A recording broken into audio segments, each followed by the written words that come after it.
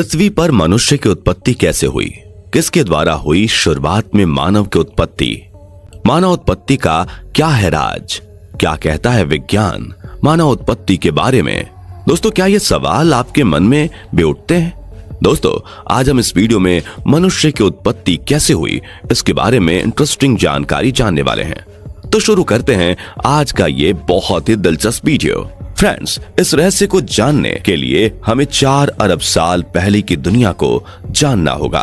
असल में आज की पृथ्वी से 4 अरब साल पहले की पृथ्वी बेहद गर्म थी, यानी कि यहाँ जलता हुआ लावा और मैग्मा पाया जाता था। उस समय पृथ्वी का अनुमानित तापमान 1000 डिग्री सेल्सियस से 1600 डिग्री सेल्सियस था।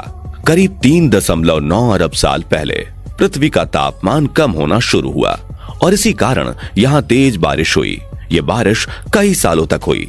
लगातार हुई इस बारिश से लगभग 80% भाग समुद्र में डूब गया। बाकी का 20% भूभाग ठोस होकर ठंडा होकर धरातल बन गया, जिस पर आज भी हमारा जीवन चल रहा है।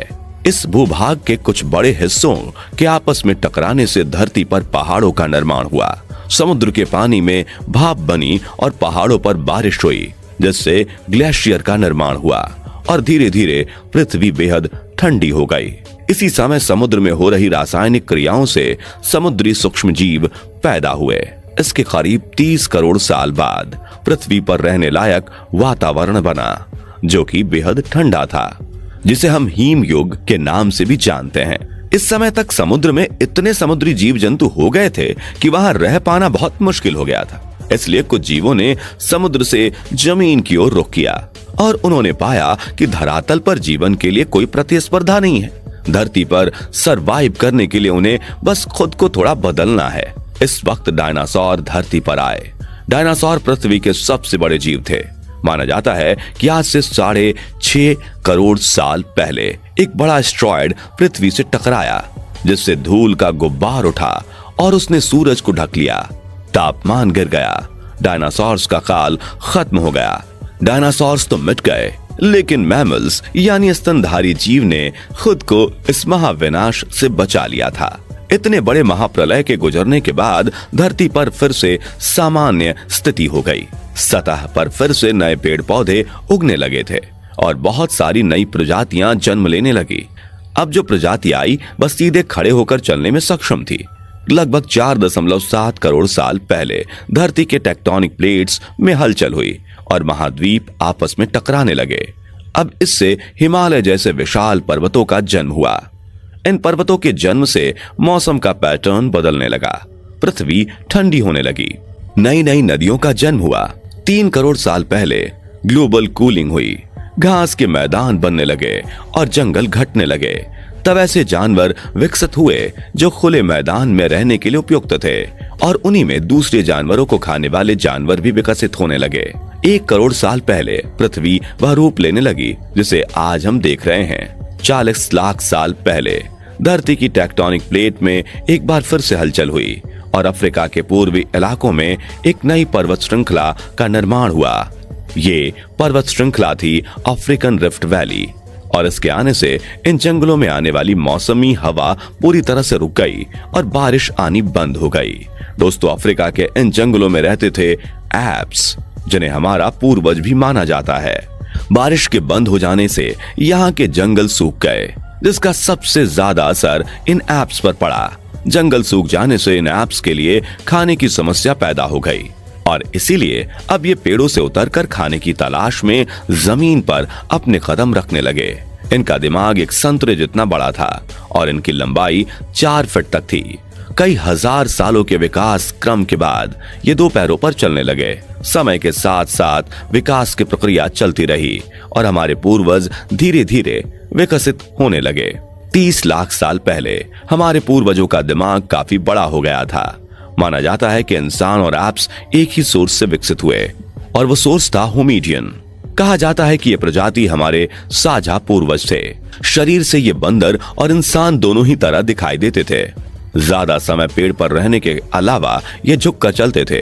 हालांकि इनकी सटीक शरीर की बनावट कैसी थी वो किसी को नहीं पता, लेकिन एक बात तो तय है कि इंसान और एप्स को विकसित करने वाली प्रजाति यही थी।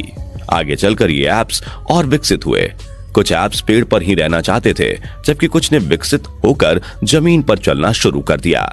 जो अब भी पेड़ पर रहना चाहते थे वो बने गोरिल्ला, जो कि आज भी धरती पर मौजूद हैं, और आगे इन प्रजातियों में कोई खास विकास नहीं हुआ। लेकिन जिन्होंने विकसित होकर जमीन पर चलना शुरू कर दिया वो थे होमिडियन, जो आगे चलकर दो भागों में विभाजित हो गए।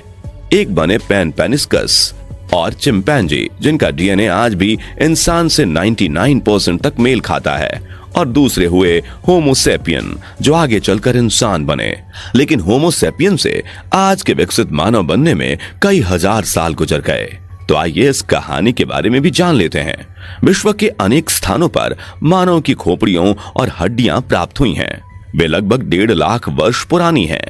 आज से 10,000 वर्ष पूर्व तक आदि मानव झुंड बनाकर जंगलों में भोजन की तलाश में घूमता रहता था।